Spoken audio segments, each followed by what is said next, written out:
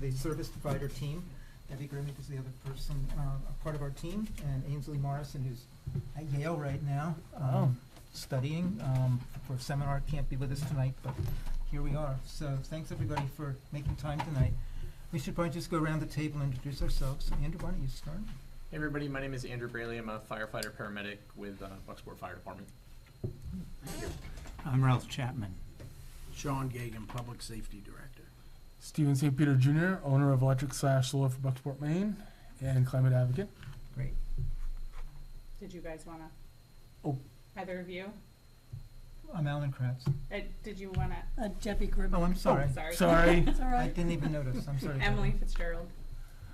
Klaus Hammond, Orland resident, acting chair of the Orland Community Resilience Partnership, or Committee, Orland Resilience Partnership Committee. There you go. So, And I'm Rich Rotella, Community and Economic Development Director for the town of Bucksport. so I invited Klaus to come tonight because, as you know, the service provider team is serving 3 communities in addition to Bucksport, Orland and Verona Island. So, in the spirit of knowing what different groups are doing, I thought it'd be good for Klaus to come and hear. And Appreciate that. you can also share a few things that are happening in Orland when we get to that Yes. point.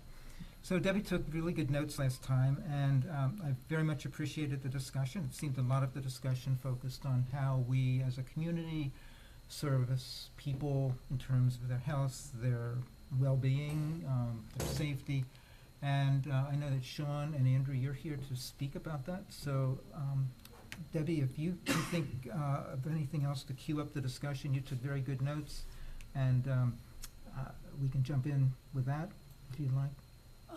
No, I think that they were very thorough about their interest in protecting the most vulnerable population in the community, and providing a good communication plan, knowing what the resources are in an emergency, where, you know, the shelter and all the things that go into staffing up a shelter. And also an education about what those systems might look like. And then, you know, kind of low altitude and high altitude, just trying to prepare the community for those more frequent, more severe storms that we believe will be coming in the future. And how do we plan and staff up for those kinds of events? That was my principal takeaway from that meeting. And that tracks with Stephen and Ralph, that tracks with what you Mhm. mentioned. I knew you weren't here. And Rich, that sounds like a good synopsis. So Sean and Andrew, why don't you speak a little bit about that? I know Rich at the last meeting spoke about what Bucksport Albury is doing. Andrew, you have some experience from Hancock County Emergency Management Agency. Sean, you certainly have a lot of experience, so why don't you kick us off and So, some okay, details. just to start, to clarify a few things, the town of Bucksport does have an emergency actions plan. A lot of people have been up and down whether we have that. We do have that. We've had that for the 35 years I've been here. That is an ongoing document. It's a living document. It never stops. It's looked at with us. It's looked at with the schools that are in there every year. We have to change names, telephone numbers, things of that nature. A lot of people are interested in that plan, the plan itself, and that's not something that we give out for obvious reasons. There's names, there's locations, things of that nature, and people just have to realize that in a disaster, there are many, many types of disasters that can happen, from a windstorm to weapons of mass destruction, and the one thing you can't give away is your plan. We do have a basic plan, and that plan itself is 6.5 pages. The Bucksport plan itself, the plan, not the basic plan, is 60 pages. Big difference. The basic plan basically, no pun intended, explains what the plan itself is. It doesn't explain the different annexes. It says what's in the annexes are, but it doesn't get into the annexes as far as locations and buildings and names and contacts, for obvious safety reasons.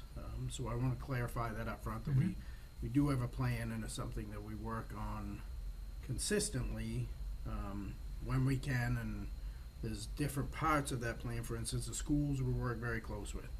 I was on the phone with Superintendent Tripp this afternoon at 3:30 discussing the plan because he has meetings tonight. We had discussed the plan 3 weeks ago, and update that plan with him because their plan is part of our plan. We have recently brought Andrew on. Andrew has a lot of experience in this, and I mean a lot. He's more of an expert in planning than I certainly am. I can run a plan when I'm given a plan, but he knows how to design a plan, review a plan, update a plan, because he did that part of his life for 2 or 3 years through emergency management with Andrew Sankey. So we're very fortunate to have him on board. He just come on board to the group. It was a couple weeks ago, actually, that we assigned that to him, and we've had one meeting with Captain Connor, myself, and him about reviewing the plan and updating the plan and adding to the plan. So in a nutshell, just to let the public know, we do have a plan. The basic plan is open to the public. The plan itself is not open to the public for obvious reasons. So if you want to go from there, add anything, delete anything. Sure. So, as you know, like emergency response, whether it's small or large, is a whole community response, right? It's not just one facet. It's not just law enforcement or fire, EMS or public health. It's every community lifeline, right? And so the plan that, you know, Director Gagan talks about is a very, very small sliver of a larger kind of organization, right? When a disaster happens, as we saw in like January with the storms, there is a localized response, right, and recovery to that. But then there are the next level resources up.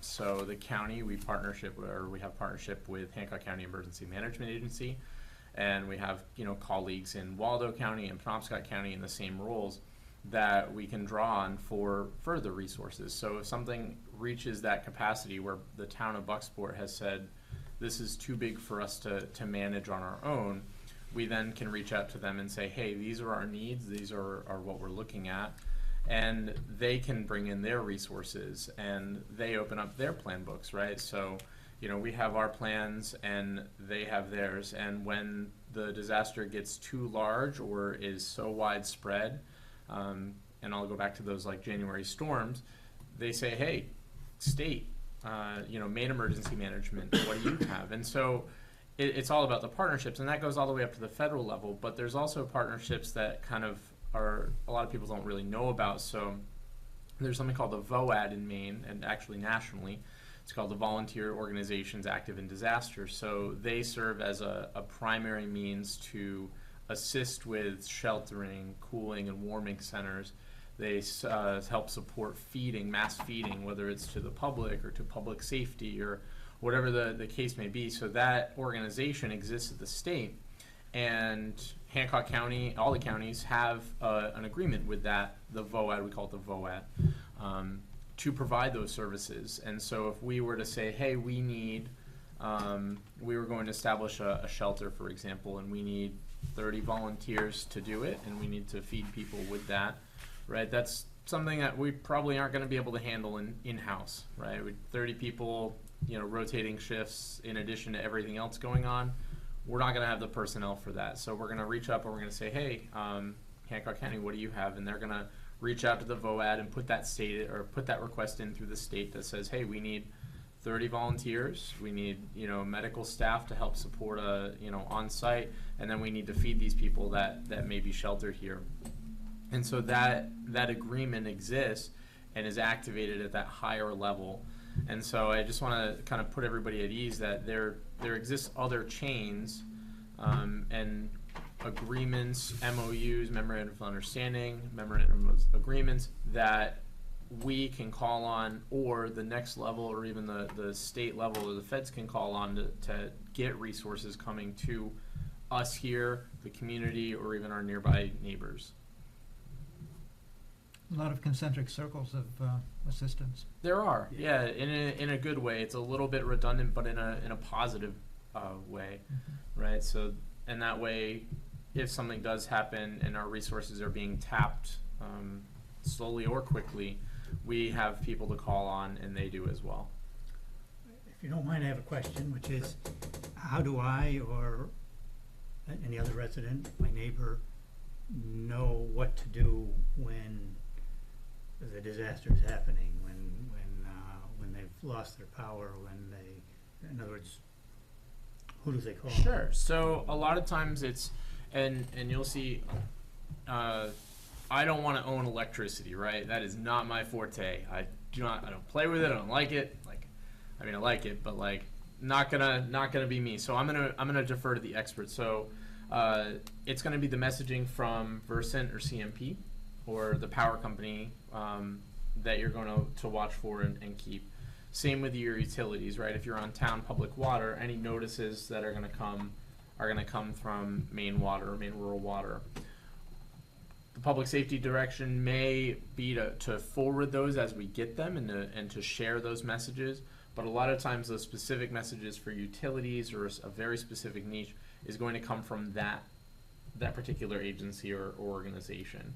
Only because if we try to make that message about power and we get it wrong, or water and we get it wrong, right? That's not good for anybody. We're gonna let the subject matter experts talk on that and discuss and push out information. We'll share it as best we can as we get it. And sometimes it's hard to exactly see that because I think Bucksport is fully in CMP, for example, right, in the CMP coverage area. Some towns are split, part CMP, part Versant. So whatever messaging they're pushing out, we'll do our best to forward. But generalized preparedness can be found if you go to FEMA.gov or type in FEMA preparedness or disaster preparedness. There are a lot of resources online that exist to as simple as checklists to making a family plan to flyers and brochures about specific hazards that you might want to prepare for. And in our plan, as far as the town goes and notifying, he's talking about power and things of that nature. As far as what we're doing for shelters and things of that nature, that would go through the EBS system, which is Emergency Broadcasting System. Again, we'd reach out to Andy Sankey and the state police and stuff if they had just hit Bucksport, or there would be a mass one for the state, and Bucksport would be on there on the radio or the TV. Those beep, beep, beep things you hear, this is a test, would actually be a warning, they call it, saying this is what we're doing and this is where you can go if you need to go there. Bucksport would be a part of that through different plans.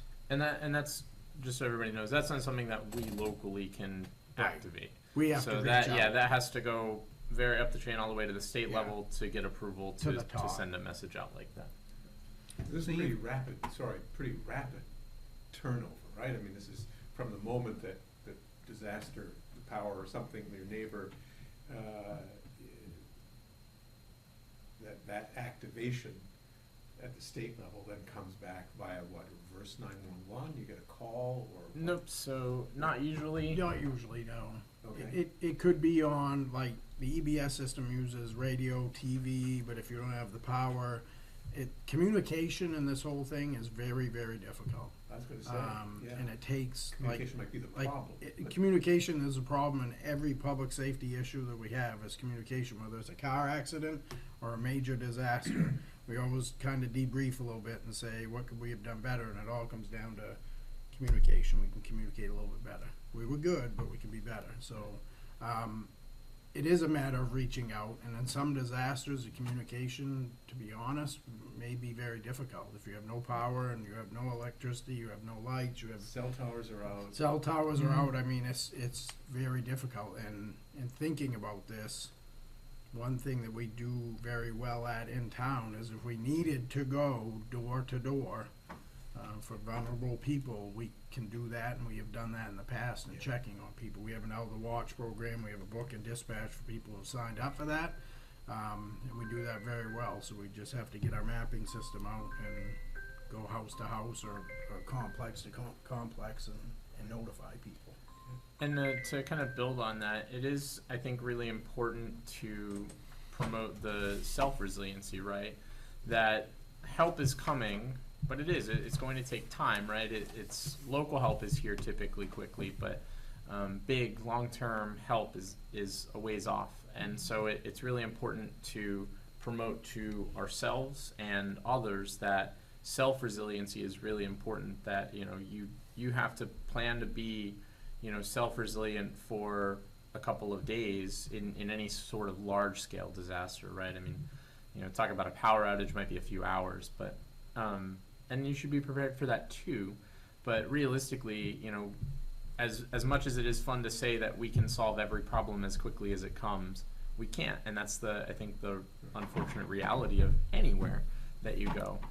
That you have to plan on being self-resilient for a little bit and promote that in the communities through preparedness, right? Through checklists and showing people, hey, here's what you might have on hand for these large-scale disasters, or here's what you might want to have on hand for this upcoming storm.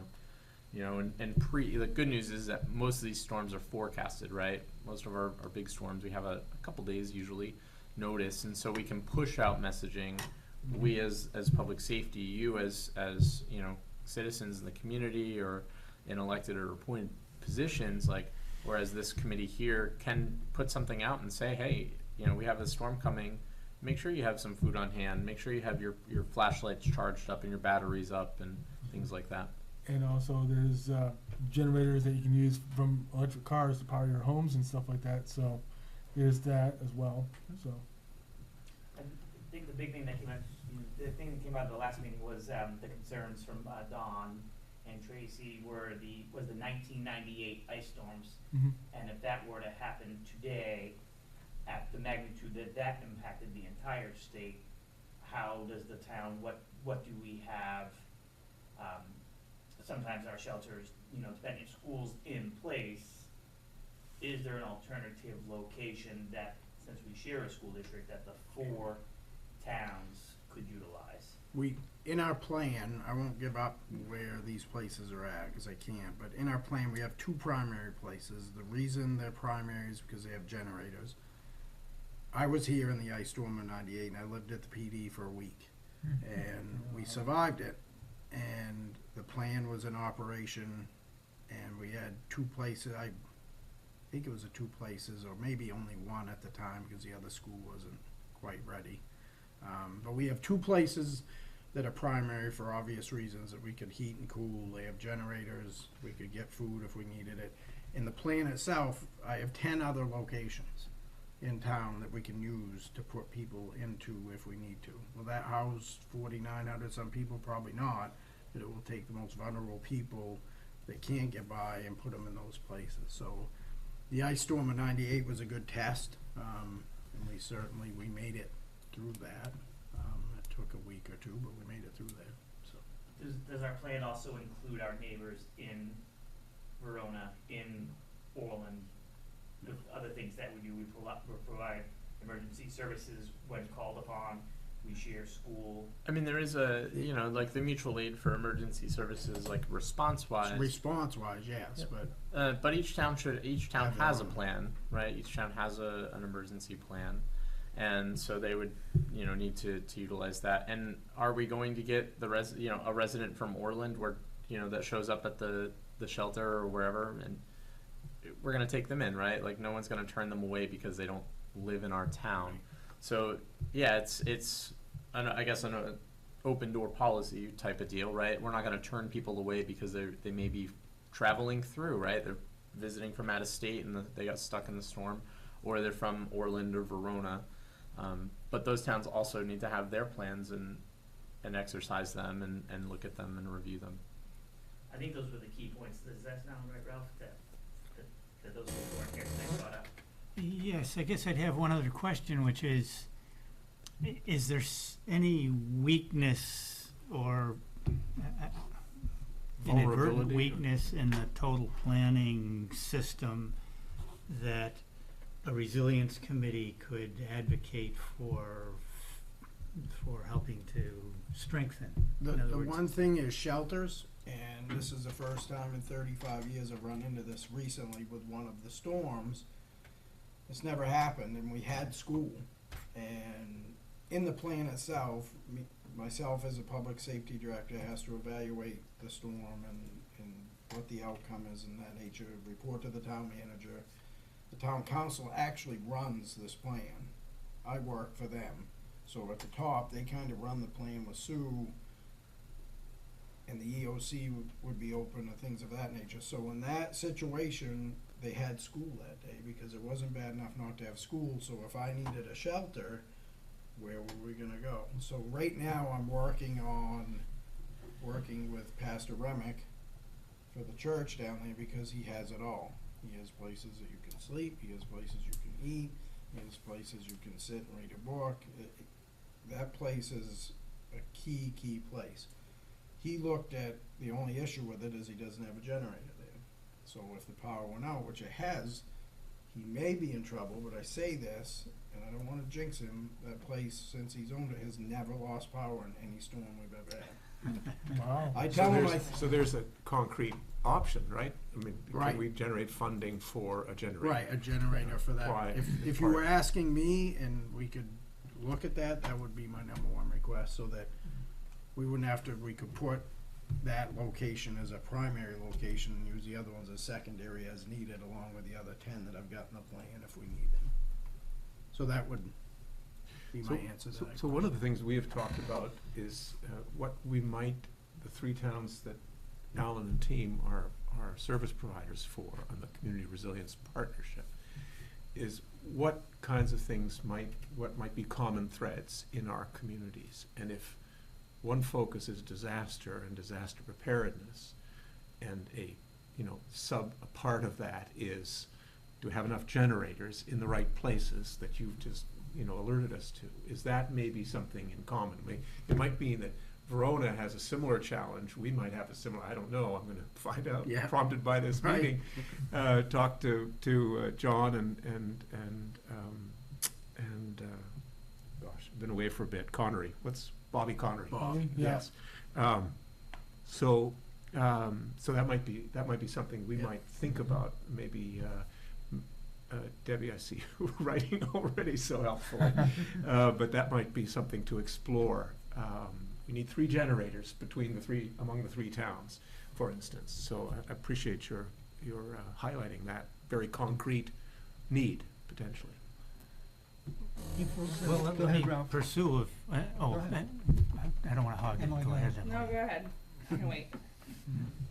I've talked enough, go. My question is about, like, what constitutes, specifically for warming and cooling, locations, what constitutes a need for it? For example, this last 100-degree day, what would have made it change to, we need to open up a cooling center, or the storms in January? What would have changed to need a warming shelter? I will say oftentimes, and it's usually based on emergency call volume, right? If we're getting a number of similar, complaints would be the best term for it, or similar calls for service for heat-related injuries or things like that, or cold weather, stuff like that, then the town would evaluate, after the probably second or third one, one is off, 2, you start saying, hey, maybe there's a pattern here. 3, you start saying, hey, yeah, something's going on. Or, so after either repeat call volume for the same thing, or I could say that, in partnerships, usually before these big weather events, heat, cold, storm, etc., there are statewide calls that occur with partner agencies, from main emergency management to utility providers down to the county EMAs, some cities, etc. And it may come up in that discussion that some people are forward planning to open them. And it also can be a citizen thing, or a committee like this can establish a cooling center in a location that and then in partnership with the public safety, director would come in and say, hey, we'd like to open one. We have people that are willing to volunteer for the day. We have a place, or we have people, we have items, we just need a place to do it. And that can also happen. So if the community comes forward and says, we'd like to establish a warming center, a cooling center, or something like that, that can also be from the bottom up rather than the top down. Right, and the other part of that is that it's a matter of call volume, and I monitor every call, whether I'm there or not. It comes on my phone, it comes up in my office on the screen, and the supervisors would know to call me if we start to get a lot of heat complaints, and I would talk to Sue and say we may wanna consider opening a cooling place here and get it on board in case we need it. The other thing is that Bucksport is very good at calling for help, and I mean that in a positive way. Our aging population, if they have issues, they do call us, and we will take care of them. I had an instance that wasn't even reported. I was with my wife during this heat. Citizen approached me at Ledbetter's. There was a gentleman there walking with a backpack. I knew him, he knew me. Ended up giving him a ride home, making sure he had water, things of that nature. That's someone that might have called, and if they call, then we've taken them into the public safety building before. We have rooms there, a room upstairs that they can use to cool down for the day. So it's a matter of number of complaints or people calling in for help, they will get the help. And sometimes you don't have to activate the full plan on that. You might only have 4 or 5 people as opposed to 105 people, but that's a good question, and it can happen in a number of ways. Self-reporting or just regular reporting that we get very concerned about. And it wouldn't be necessarily the temperature reaches a certain, or the heat humidity index reaches a certain point. That wouldn't be the activation point. It's really responding to. No, at that point, if it was days on end, then I would have to make the decision through Sue to say, you know, when you put it out there, that if you need a place to cool down, you can come to this certain location. It'll be open from 8 to 5 during the day or whatever until the sun goes down and cools down a little bit, so. Oftentimes, I'll just kind of build on that, is if you put a very specific temperature in there, if it doesn't reach that and you still are hitting that call volume, right, it puts you in that funnel where you don't want to be, where you can't activate it because you haven't met your threshold, right? And if you were to activate it and someone says, why did you spend all that money when technically you weren't allowed to because it said you couldn't reach that. Which would be silly, but that's why it's typically based on those other kind of factors rather than a very finite number. Yep. I know you have to skedaddle at some I do, point, yeah. so. Anything else I can answer for you before I go? Director Thank Gagan, you. very much in Thank you. subject matter expert as well. We'll be following up with you. Yeah, that's Andrew, good. Thank you. Thank you all. Thank you. Thank you. Thank you, Andrew. So as I hear what I perceive from this conversation is that communication is a big thing. And I guess I align that with information. There's 2 types of information. There's information that people need just to know that there is a plan. They don't get to see the whole plan, but they know they can certainly read the 6.5-page synopsis Right. and have the comfort that that's there. That's generalized information. Then there's specific information, and my question is, both Andrew used the word push and you used the word joint emergency broadcast system. How does information get pushed out in a way to everybody as soon as possible? And I ask that from the context of having lived in a community where there was something called the Nixle alert. People would get texts on their cell phone. Yeah. And you would subscribe to that at no cost, and that was sort of a text alert system. Wasn't there The a main system, like I said, the one that does the testing and stuff, and as Andrew said, I can't just send that out. I have to go through, I'd go through Andy, Okay. through EMA in Hancock County, he'd go up through the governor's to go. office. Those Mhm. have to be put out through the state and the state police and all that stuff, so it has to go through the chains and it would That all be comes blasted, and from the a top. lot of that comes out on your cell phone now Okay. also, so. Yeah. And the origination is at the top. Well, the origination NEMA. would be through me, but in order to get it out there, it would have to get up through to the top, From NEMA. which that can be done fairly easily. What do you mean you say easily? Timeframe? I would say from the time we start to get that out, I'm thinking, this is a guesstimate, cause we've never done it, but half hour, I'm thinking-ish. Yeah, I'm guessing a half hour. I would hope it could be done in a half hour.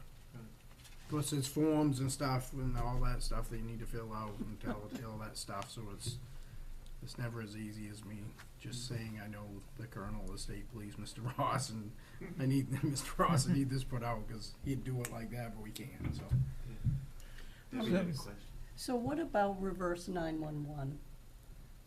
Is that available through your comm center? No. No, okay. Not through our comm center. Then our 911 system actually goes through Hancock RCC. So anything to do with that, if they have that capability down there, which I've never used, Okay. would have to go through them, because our 911 calls come from them. We don't have the 911 system. So that might be something to explore, familiar with this from other communities, where, you know, on their telephone, you get a message, Yeah. cell phone, landline, whatever. I don't know how you originally, whether it's something you subscribe to voluntarily, or it's just they go to the voting rolls and just, you know, push it. I'm not sure Yeah, I how don't that know actually either. happens in the background. Yeah, I'm not But sure. but in point of fact, you get an announcement, of this Mhm. is the town of, Yep. Yeah. with X message. And it's called reverse 911, that's the term that I've heard it called, so. So, one of the values of having this committee is that we have an opportunity, you have, as a committee, an opportunity, as does the group in Orland that Klaus is helping, and as do the Bruin Island folks, you know, really look for funding to look at how to improve communication material, make investments in generators. So what would be your wish list for an investment of this sort of thing? Possibly solar powered battery storage to make sure that it's as clean as can be, so that it would not be any carbon monoxide going into the air affecting homes or businesses or shelters. I think that we really need to look into battery storage, because I think that would benefit the town as well as Verona and Orland. Okay. So if we have a big weather event, Photovoltaic battery storage? yeah, and sort of like backup battery power. Yep. So, It's interesting, I was talking with Mike Mellonfont, who's our okay, property manager in Orland, and they've redone the roofs, metal roofs, I think, on the entire community center, the former Mhm. school. And he is, he's pretty sure, I think he said he was sure, that could handle panels. okay, And so it's in the minds of someone in a leadership position in our town too. okay, I plan to send this report of my visit with him. Mhm. okay. So that might, again, be something that we'd all be interested in. Oh, fantastic. But I can't speak about for Verona, obviously. Awesome, but So, Ralph, what would be your wish list item? Well, we've discussed in the committee several different things. One of the things that encompassed all the others was an educational outreach type of activity. Now, from tonight's discussion, it seems clear that the communication characteristic of emergency planning and emergency preparedness and emergency activation, the communication is an area, I'm going to call it a problematic area. I'm thinking of the vulnerable people in particular, which will include people that don't have cell phones or don't have TVs or et cetera, or have internet, other medical problems or other challenges that keep them from easily accessing that. Mhm. So I very much appreciate learning about what's already instituted in town for emergency matters, and I'm still looking to see what other sort of holes in the communication systems we might be able to have a positive effect on. But so I put all that under education and outreach. Emily? Regarding that, so let's say things were successful in the church being a primary. For less confidential things like needing warming or cooling, would it be possible to have it use some information pathways for people to know, hey, that's the place that it usually is, if somebody might be needing it? Like, I Yes. know for I- me, like, yeah. I had no idea where, I had no idea the schools were potentially places, and I couldn't find much on the town website. Right. Is that something that would be acceptable to get out there?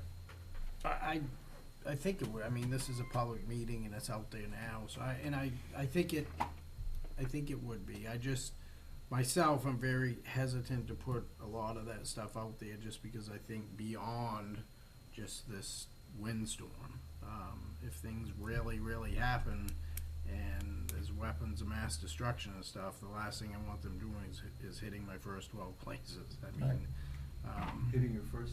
the first 12 places that I'm gonna put people, Oh, I if see. that's out there, those Right. are, those That are makes gone sense. to begin Yeah. with, so, it's just strategic planning is what it is, but I have no issue with putting that out there. And it also presents the issue that people might just show up and it's not.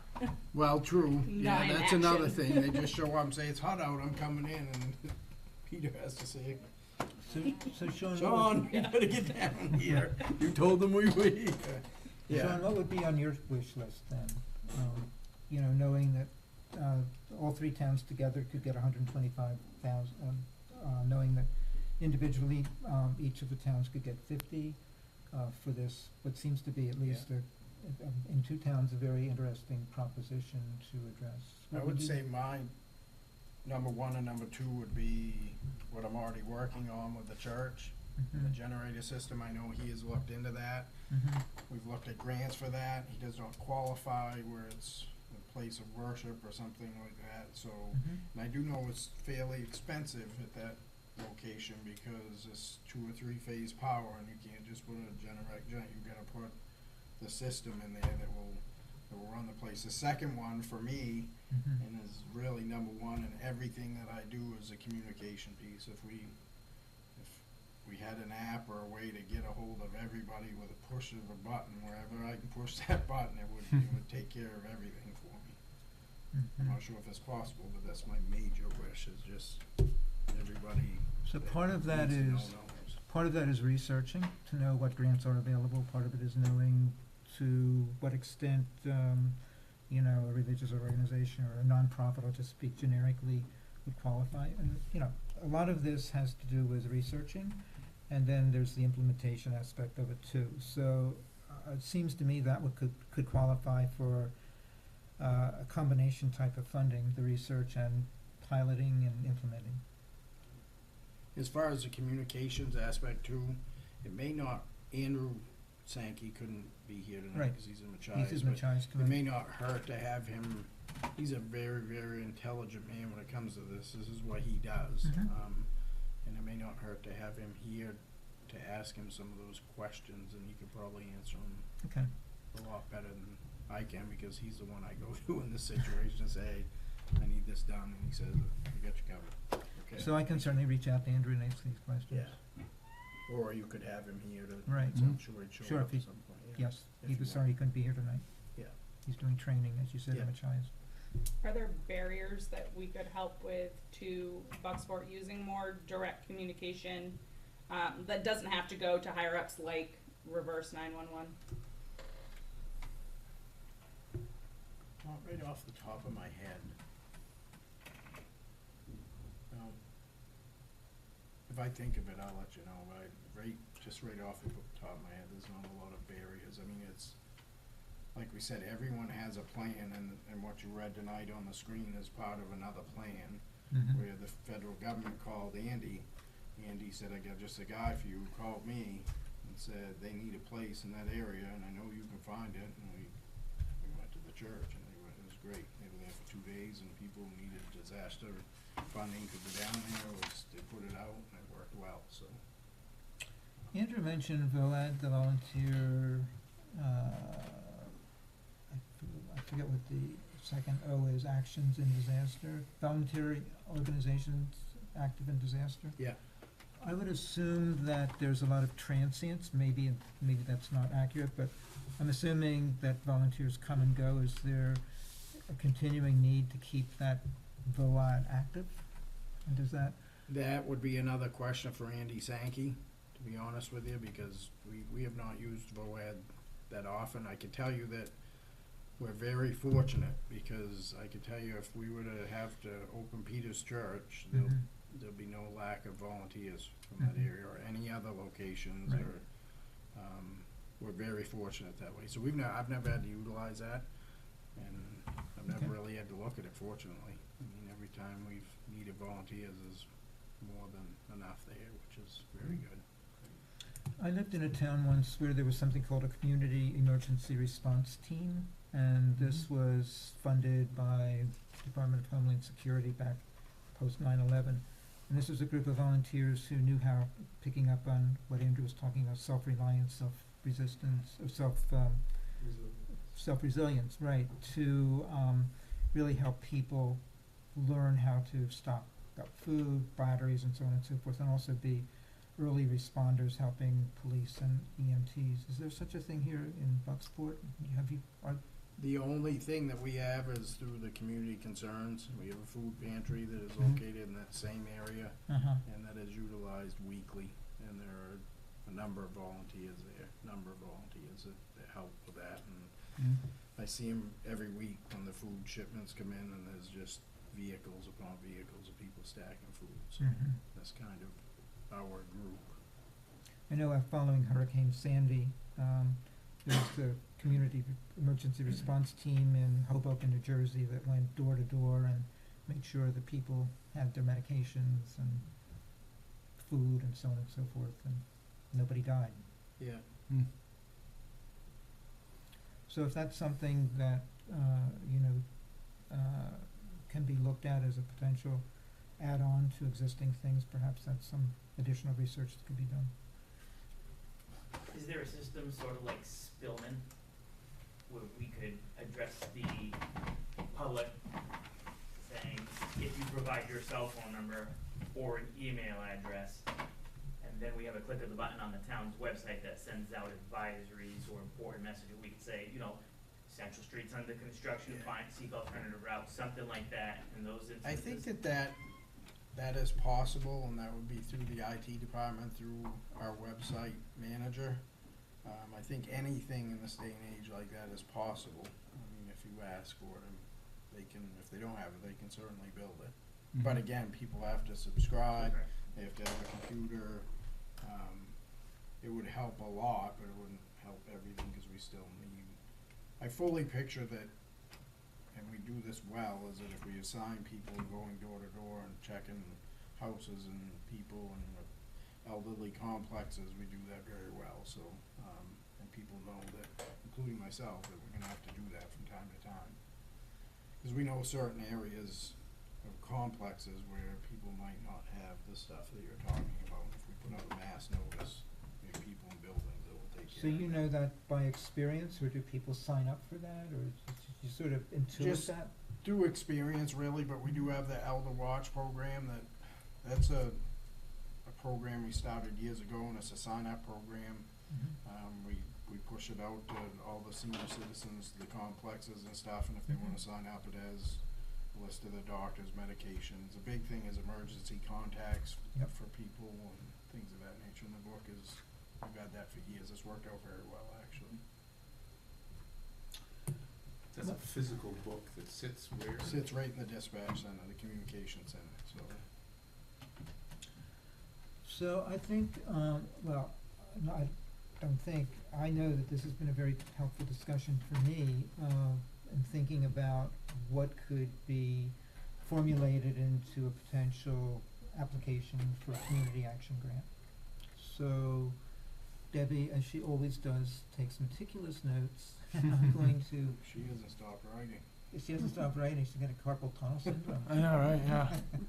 So I will synthesize those and look for those, and, you know, you already have seen this list of 72 community actions. To me, strategy F, which is broadly described as build healthy and resilient communities, has a number of eligible strategies here that might very well align with what we've been discussing tonight and what you discussed last month. And I think, Klaus and Orland, your F1 was the second priority that you mentioned. You're going to your town meeting next week to get that approved as the part of Orland's enrollment. So I think there's at least some potential synergy here.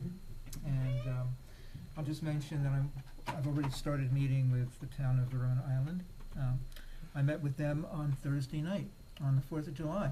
Oh, no kidding. Oh, They meet on the first Thursday of every month, That was and even holidays don't take a holiday in Verona Island, so Yeah. there I was. But it was good, and I think they'll have their committee formed soon, and we can continue that conversation over there. So, I don't know if there's anything else, Rich, that you wanna add, or if there's anything that anybody wants to add for the good of the cause.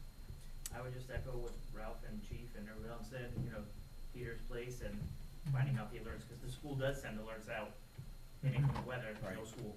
Mhm. They do it by voicemail, they do it by text, they do it via internet, and they have to have our, as parents, information in order to do that. Got it.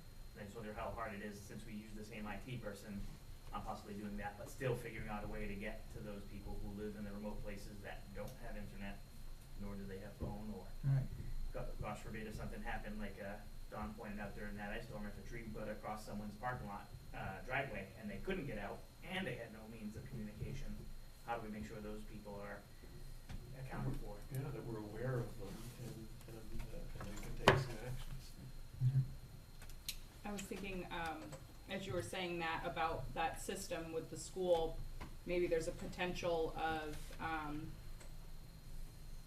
also asking if those names could be on a town list. So then you have, just in that sign-up process in the school and kids going at the beginning of the year, you have the potential for a large amount of families to be able to be part of a system like that. Food for thought. Mm-hmm. And that would cover all 3 towns too. Right, that would be the benefit of Yeah. that. Mhm.